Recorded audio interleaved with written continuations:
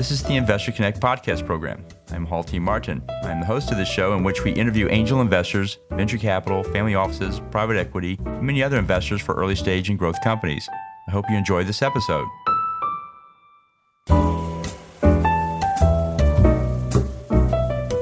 Hello, this is Hall Martin with Investor Connect. Today's show features Graham Forman, Managing Director and founder of Edovate Capital. Graham, thank you for joining us. Paul, thanks so much. Good to be back with you again. Great. We had a previous interview in which you talked about the state of investing in startups as well as your advice for investors and those startups who are raising funding. Can you give us a short update about yourself and what you've been doing since our last interview? Yeah, I continue to invest in education technology startups. We built a portfolio. I think there are 20 companies in the portfolio now at various stages, but we invested at seed for all of them. Some of them have grown up significantly since then. Some of them are seeing business accelerate now, and some of them are just trying to make sure they get through this current environment. So just like I think with any other investor, right? Their goal is playing defense right now, not playing offense. And certainly we have some companies that are playing more defense right now. Well, it seems like EdTech is a great place for innovation at this stage where we're doing a reset from the old bull market to the new economy, and distance learning and technology tools are going to be a key part of that. What do you think is going to be the new investment thesis for EdTech coming out of this? Well, I think if we think about, I don't have a crystal ball, first of all, like anyone else does, but I do think they're going to be winners and losers. And I'm an impact investor, so impact investing has been hot in recent years, and I think its moment has really come. So I think there's a lot of money on the sidelines, frankly, that's ready to mobilize around solutions to some big societal challenges. And I think education is certainly one of those. So I think if I think about investment thesis, I think one of the first things that comes to mind in education is that learning and working remotely is a trend that's really accelerating under COVID. We see tens of millions of students that are learning from home. We see workers that are working from home. And my sense is I don't think we're going to go back to school as usual or work as usual. And I think there'll be a lot of new businesses that will capitalize on this remote learning and working trend. So I think that's one of the biggest things that I see. Well, great. And do you think we'll see regulatory change in this market? There's been a lot of pushback against homeschooling and online distance learning for various reasons. And do you think that's going to give way and have more of the regulatory go forward instead of against it? I do think there's going to be a new normal where many schools will do what's called blended learning, where there's a combination of both on-site as well as remote learning. I know K-12 schools and districts across the country now are being asked to prepare plans for the next school year, where they may have some students in the building on one day, some students working remotely that day, and then the next day it's switched, so that you maintain social distancing while still having some students in the building at a time. As many things go, regulations tend to lag what's actually happening in the field. And I think that's the case right now. I do not see legislatures doing much or government education departments doing much right now to get out in front of that. But I do see schools, both in K-12 and in higher education, that are actively making plans for some type of a blended learning environment. And for years, we've thought this just makes sense. There's use cases for learning on site. There's certainly use cases for being able to continue learning that way remotely or digitally. And I think the time has come where we need regulation that reflects that. So to answer your question, yeah, I do think there's certainly more demand for remote or virtual learning. And I do think a regulation eventually will catch up to better enable that demand. I've heard some people say that at the higher education levels, you'll see the entrance of big tech into the market, Google, Amazon, Facebook, et cetera, because they have a lot of the tools, content, and other technologies to Hmm. overhaul that aspect of it. And of course, there's big dollars at the higher level education for sure. What do you think we'll see there? Well, I mean, Google is already a massive player in education. They have a classroom suite that's in widespread use. Tens of millions of students across the country use that, as do their teachers. And that's gaining momentum during COVID. Amazon also is a player. I think the market is so big though that there will be some new entrants as well that will build significant businesses. I mean, it's a very fragmented marketplace. It's actually several $trillion of our economy here in the US. And even these big businesses, Google, Amazon, Apple, it's just a tiny fraction of the business that they do. So there's lots of room for other entrants to come in and build big businesses. What do you think the biggest gaps are, aside from the fact that there's a teacher shortage and at higher level education cost keeps going up? What do you think is the key winning factor here? Because there's lots of technology out there for communication and Yeah, online storage, but what's the missing piece here that the winner is going to sure. bring? Well, I think I worry about higher education, or I think more about higher education when I think about how the changes are going to happen. I mean, if we think about education, by the way, is often very countercyclical.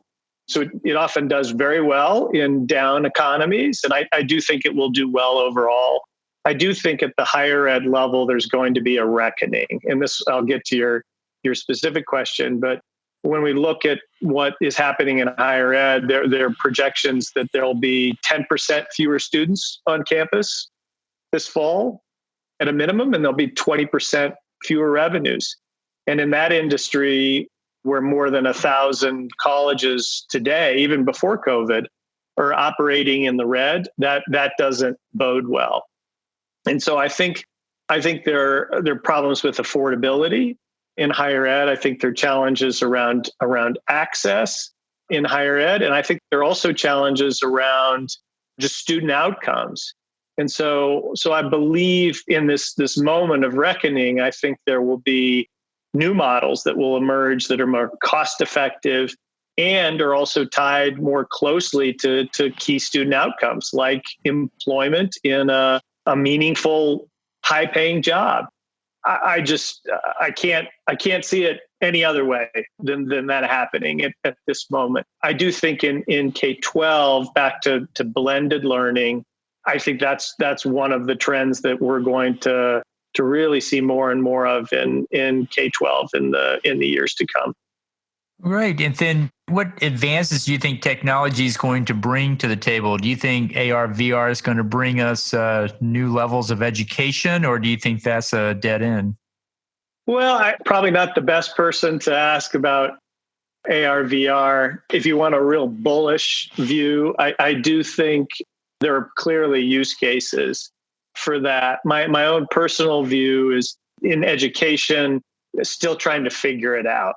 I think some examples where it's really important to learn in a hands-on way, and it's really expensive or difficult to do it in a physical setting.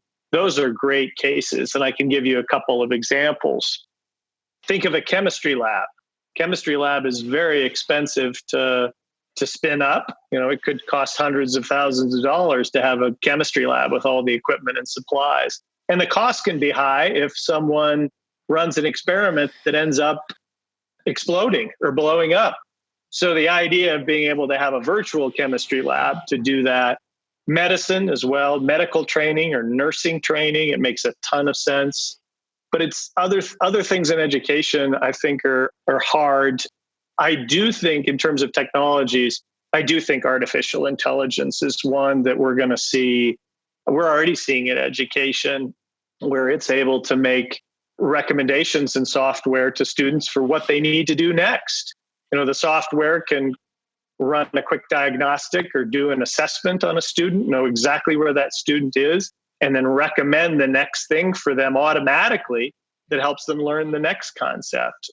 It doesn't replace what a teacher does, but wow, if you think about the power of that kind of technology to be able to educate millions and millions of people right at the time with what they need, that's the promise of artificial intelligence to me. That's great. And what do you think about the teacher shortage? What do you think technology can do to help with that? Yeah, that's a good one. That's a really good one, Hall. A teacher shortage is a real thing. So we have a couple of investments that are actually focused on that problem. One is an automated service for substitutes, and it helps schools and districts get substitute teachers in real time for classes that they need. So and that business has been growing really, really quickly until schools closed. When schools closed, fewer substitutes were being hired. That's one example. I think it's a hard problem because I think it's hard to train a lot more teachers in mass. I do think artificial intelligence is part of the solution, right? If you've got a classroom, one of the great things about a classroom teacher is the ability to be able to diagnose where a student is and be able to prescribe the next thing that the student needs to learn. Artificial intelligence can do a lot of that, while the teacher can support other areas of development for the student. So I think what it has the ability to do is to enable one teacher to be more effective with more students, right? If you have a class size of 20 students with artificial intelligence, maybe you can do the same work with 25 or 30 students, right? So you're able to serve more students. It doesn't end up replacing the teacher. I don't have a good answer for the teacher shortage. We need more teachers that are qualified and in the classroom. There's no replacing that type of the motivation, the inspiration, the back and forth between a teacher and a student. Technology doesn't accomplish that. Right. Well, one reason why students go to higher education, go to physical campuses, is for the university life, the campus lifestyle, the football games, all those things. How do you weigh that against a quality education that's online versus being physically present in that place? Where's the line between those two? Yeah, you can't replace being physically present. I think I read the other day that one of the best indicators for freshman success is having a relationship with a professor, having a real mentor. That type of experience can be done virtually, but it's harder. It's harder to accomplish that virtually. That's going to be the challenges for colleges this fall that welcome their incoming freshman class, because they're not going to physically be on campus. So I think you can't replace the social interaction, the social development. I've seen surveys this spring that say these are 18 to 22-year-olds. 80% of them don't like online learning like they liked in-person class. And these are digital natives, right? And that's because they miss that social interaction. They miss those relationships. They miss the football games. They miss the parties. They miss all the stuff that is part of their social development. So that's why I don't think technology can solve all those problems, right? But it can supplement. And I think that's where we're headed, is more of this learning is going to be done, sort of virtually or remotely over time. Great. So as we look at this next stage coming out of the COVID economy and coming back into it, what do you think the big universities are going to do in the short term? You talked about blended classes. Are they going to continue to isolate, or are they going to actually move out and let people come to class but six feet apart? Or how do you think they're going to make this work in the fall? I've seen a number, as I'm sure you have probably read about, different plans that are being put in place. I mean, I think the truth of it is they can't afford to not do school in the fall. And I think there's some real pushback with students who are currently in virtual environments as higher ed students and not seeing the value for the money. So I think there's a really strong push to be back on campus. And I do think there'll be situations where you'll have classes that were in smaller classes will be in larger auditoriums, and students will be spread out. You'll have situations where some students may be online. Well, some students are physically present. The big gatherings, the big social gatherings, like football games, I have a hard time believing that's going to be a good idea until we've got a vaccine that's in widespread use, because it is an elective activity. It is optional. But you know what? I mean, that's, again, I don't have a crystal ball, but school has to open up in the fall for these colleges and universities because their business model depends on it. They've got to figure that out.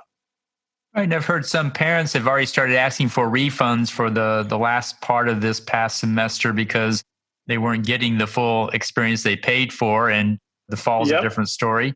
How are universities going to handle that? I think they're trying to figure that out. I think if they're smart, I think they're going to grant that simply because they want those students to come back in the fall, and they need those students to come back in the fall. I think for many institutions, that's just a requirement. Higher ed, I believe it's something like 35 to 40% of the institutions are operating in the red last year before COVID. So they can't afford to have fewer students, and they can't afford to lower their tuition in any meaningful way. So, I mean, layoffs, I think, are a part of the plan.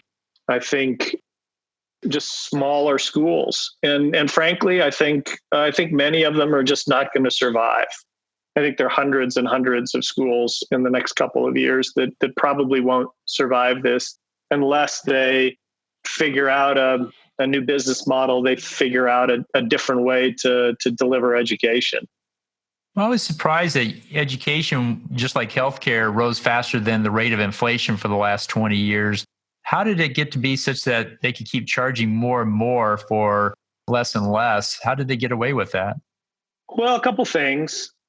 Access to low interest student loans is probably the biggest answer to that question, I think. So when you can afford to borrow and the demand is still really high for a college degree, I don't think there's any doubt that a good college degree is still a smart investment over the lifetime of a learner and a worker. With that high degree of demand and with very, very low costs to debt, what happened was students bore the brunt of it. They took out massive student loans. Student loan debt now, by the way, exceeds credit card debt in our country. Wow. It's over $1.5 trillion of student loan debt. And so I think that's the answer. Colleges could still charge more because students could get free money or virtually free money in the form of student loans. And sadly, now we're seeing the price being paid with many students who graduated or didn't graduate, who have huge student loans to pay off that many of them can't afford. Wow. Great. Well, in the last few minutes that we have here today, what else should we cover that we haven't? Well, one thing I was thinking about was about the impact on fundraising in this environment, both short term and long term. And one of the things, first of all, right, if you're an entrepreneur and you've raised a round recently, congratulations. That's a good position to be in.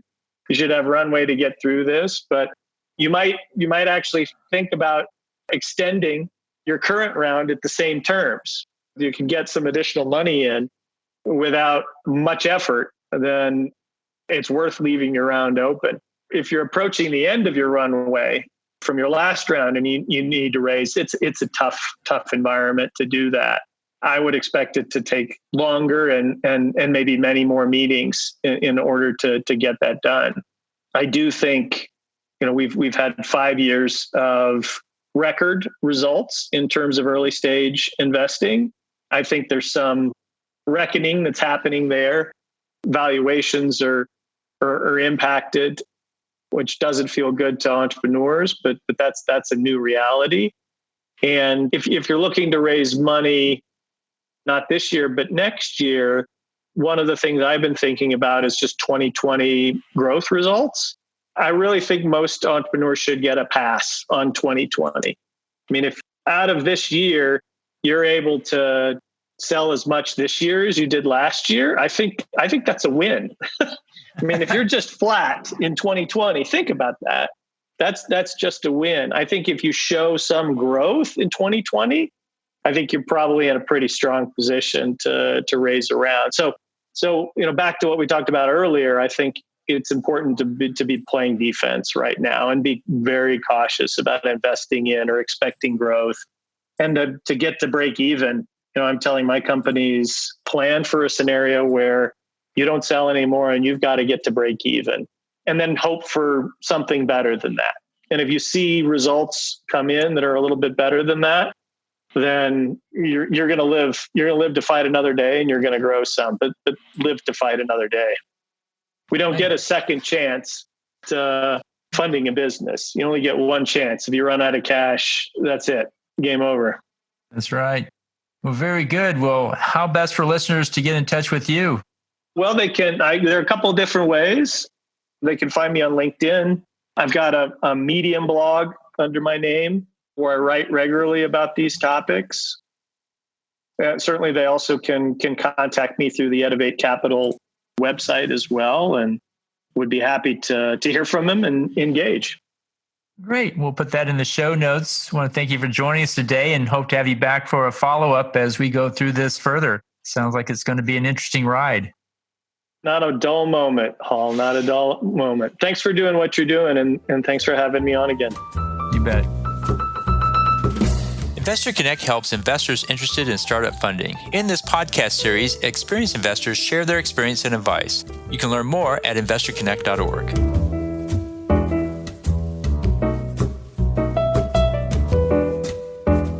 Hall T. Martin is the director of Investor Connect, which is a 501c3 nonprofit dedicated to the education of investors for early stage funding. All opinions expressed by Hall and podcast guests are solely their own opinions and do not reflect the opinions of Investor Connect. This podcast is for informational purposes only and should not be relied upon for the basis of investment decisions.